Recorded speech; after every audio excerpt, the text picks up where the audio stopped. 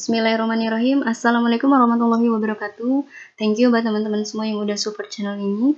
Jangan lupa like, comment, share, subscribe, dan klik tombol loncengnya biar gak ketinggalan video terbaru lainnya. Ingat, subscribe itu gratis kok teman-teman.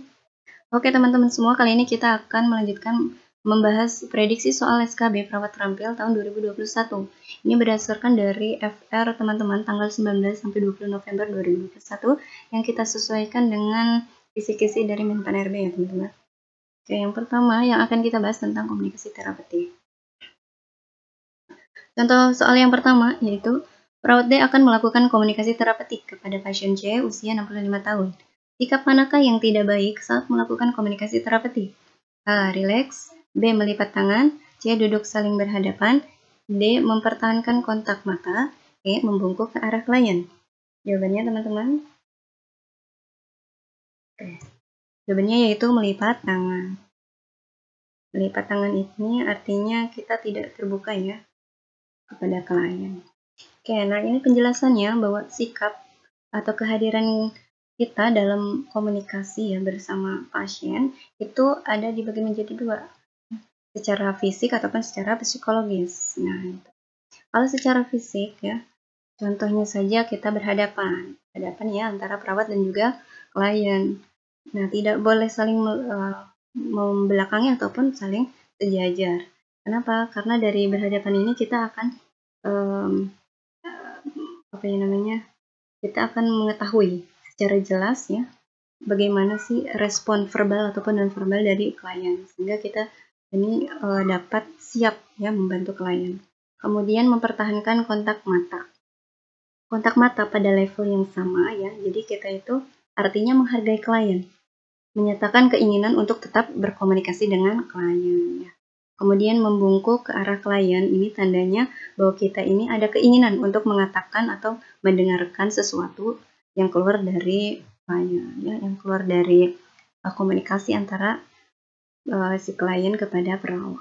Kemudian relax ya, atau mempertahankan sikap terbuka. Nah, mempertahankan sikap terbuka ini, jadi kita ini tidak melipat tangan ataupun tidak melipat kaki, sehingga kita menunjukkan keterbukaan untuk berkomunikasi dengan klien. Kemudian relax. Nah, saat melakukan komunikasi dengan klien, kita diusahakan kita itu harus bersikap tenang, relax, sehingga mengontrol keseimbangan antara ketegangan dan relaksasi ya dalam memberikan respon kepada klien. Kemudian berjabat tangan. Nah, berjabat tangan ini bisa juga menunjukkan perhatian kita ya. Perhatian kita kepada klien sehingga memberikan kenyamanan kepada klien.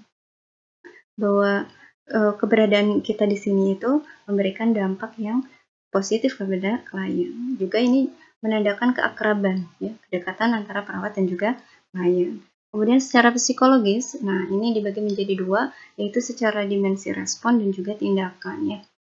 Respon ya, ini yang pertama ikhlas. Ikhlas ini jadi kita itu merespon itu tidak dibuat-buat ya, mengekspresikan perasaan ini kita secara spontan dan secara sungguh-sungguh ya. Nah, menghargai ya, perawat menerima klien apa adanya, jadi sikapnya tidak menghakimi, menghargai itu, tidak mengejek dan tidak mengkritik ataupun tidak menghina ya. Kemudian empati ini perasaan, jadi kita memasuki pikiran atau perasaan si klien ya, merasakan apa yang dirasakan klien, sehingga kita mampu mengidentifikasi ini si pasien ya si klien itu membutuhkan apa gitu, sehingga kita mampu membantu dan mengatasi masalah klien. Nah, kalau secara dimensi tindakan, yang pertama itu konfrontasi, jadi kita bisa melihat atau membandingkan antara respon verbal dan non-verbal klien ya, apakah sesuai atau tidak. Kemudian segera. Nah, segera ini jadi fokus ya bahwa kita itu ingin segera memberikan pertolongan atau memberikan suatu tindakan untuk mengatasi masalah yang klien hadapi gitu. Kemudian keterbukaan. Nah, keterbukaan ini jadi kita memfasilitasi untuk ayo kerjasama ya, kerjasama dengan si klien. Jadi kita mampu memberikan dukungan klien dengan memberikan informasi tentang diri, ide ataupun perasaan dan sikapnya sendiri gitu ya. Kemudian emosional katarsis. Klien didorong untuk membicarakan hal-hal yang mengganggunya. Ya, jadi kita ayo mendorong klien, ayo bicarakan dengan kita, apa masalahnya, sehingga kita mampu mengidentifikasi apa masalah yang dihadapi klien dan kita segera mungkin memberikan solusi kepada klien. Kemudian bermain peran. Nah, ini membangkitkan situasi tertentu untuk meningkatkan penghayatan klien dalam hubungan antara manusia dan memperdalam kemampuannya untuk melihat situasi dari sudut pandang orang lain. Ya. Oke, ini kita sedikit membahas ya teman-teman tentang sikap dalam komunikasi terapeutik. Oke, selanjutnya soal yang kedua. Seorang anak usia 3 tahun dirawat karena panas. Saat ini akan dilakukan pemeriksaan fisik oleh perawat. Anak merasa takut dan tidak mau diperiksa. Perawat memberikan alat pemeriksaan berupa stetoskop yang digunakan kepada anak untuk mendengarkan jantungnya sendiri. Teknik yang digunakan perawat tersebut adalah A. Bermain, B. Respon memfasilitasi, C. Teknik mediasi, D. Mengabulkan keinginan anak, E. Biblioterapi. Jawabannya teman-teman. Oke, ini jawabannya yaitu terapi bermain ya teman-teman. Oke, bermain adalah salah satu bentuk komunikasi yang paling penting dan dapat menjadi teknik yang paling efektif untuk berhubungan dengan anak. Nah, dengan bermain dapat memberikan petunjuk mengenai tumbuh kembang fisiknya, intelektualnya, maupun sosialnya. Nah, therapeutic play ya ini sering digunakan untuk mengurangi trauma akibat sakit ataupun masuk rumah sakit, atau juga dapat digunakan untuk mempersiapkan anak sebelum dilakukan prosedur medis atau perawatan. Nah, perawat ini dapat melakukan permainan bersama anak hingga perawat dapat bertanya dan mengeksplorasi perasaan anak selama di rumah sakit. Karena anak ini merasa nyaman dan senang dengan permainan yang diberikan oleh perawat. Next. Nomor 3. Kriteria hasil dalam melakukan intervensi komunikasi terapeutik pada individu adalah kecuali A. Klien mampu membina hubungan saling percaya dengan perawat, B. Klien mampu mengutarakan perasaannya kepada perawat, C. Klien menunjukkan ekspresi wajah bersahabat, D. Klien merasa frustasi dengan kehadiran perawat, E. Klien menunjukkan adanya kontak mata dengan perawat. Jawabannya teman-teman. Oke, jawabannya yaitu D ya, klien merasa frustasi dengan kehadiran perawat. Berarti kalau klien merasa frustasi, komunikasi terapeutik yang dibangun itu terjadi ya kegagalan. Nah, selanjutnya yaitu tentang gangguan persepsi sensori atau halusinasi. Contoh yang pertama yaitu perawat Y sedang melakukan terapi aktivitas kelompok TAK pada 5 orang pasien halusinasi. Perawat telah melakukan TAK orientasi realita, yaitu pengenalan orang, tempat, dan waktu. Saat ini, perawat Y sedang melakukan TAK stimulasi persepsi, yaitu mengenalkan tentang apa itu halusinasi. Apakah yang diajarkan pada sesi berikutnya? A. Mengidentifikasi hal positif, B. Patuh minum obat, C. Menghardik, D. Melakukan kegiatan, E. Bercakap-cakap dengan orang lain. Jawabannya teman-teman. Ya. Jawabannya yaitu patuh minum obat. Nah, penjelasannya bahwa TAK pada pasien dengan gangguan persepsi sensori atau halusinasi itu ada ya terapi aktivitas kelompok orientasi realita dan juga stimulasi persepsi. Nah, kalau orientasi realita itu ada 3 sesi, yaitu pengenalan orang, tempat, dan juga waktu. Kemudian TAK stimulasi persepsi itu ada 5 sesi. Yang pertama itu mengenal halusinasi. Yang kedua mengontrol halusinasi dengan patuh minum obat. Yang ketiga ya mengontrol halusinasi dengan menghardik. Yang keempat mengontrol halusinasi dengan melakukan kegiatan. Yang kelima mencegah halusinasi dengan bercakap-cakap dengan orang lain. Jadi setelah kita mengenalkan apa itu halusinasi, maka selanjutnya yaitu mengontrol halusinasi dengan patuh minum obat. Selanjutnya, soal nomor 2. Seorang pasien usia 25 tahun dibawa keluarganya ke polijiwa.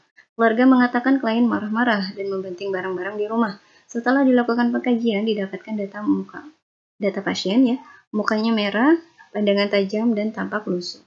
Apa tindakan yang harus dilakukan oleh perawat selanjutnya?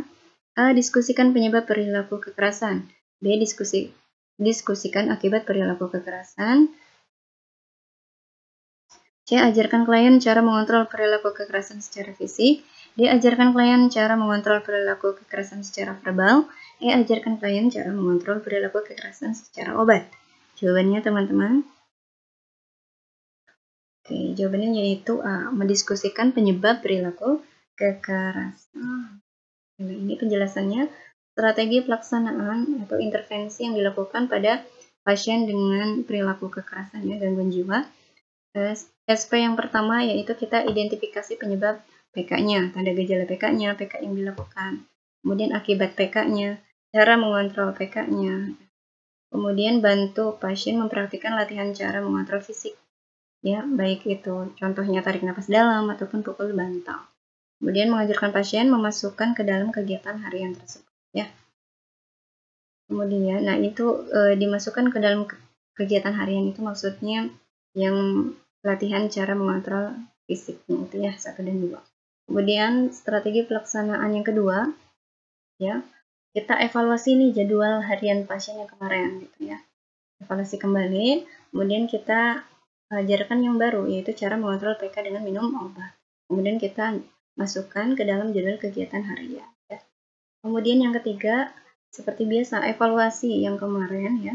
Kemudian latihan yang baru yaitu dengan cara mengontrol PK dengan cara verbal ataupun sosial, lalu masukkan ke dalam jadwal kegiatan harian pasien.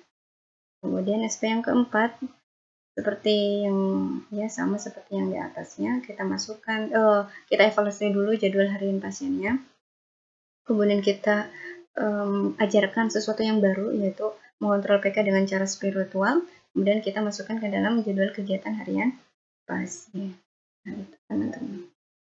Jadi jawabannya yaitu kalau kita sudah mendapatkan hasil pengkajian maka langkah yang pertama ya, tindakan yang pertama itu kita tindakan SP yang pertama ya.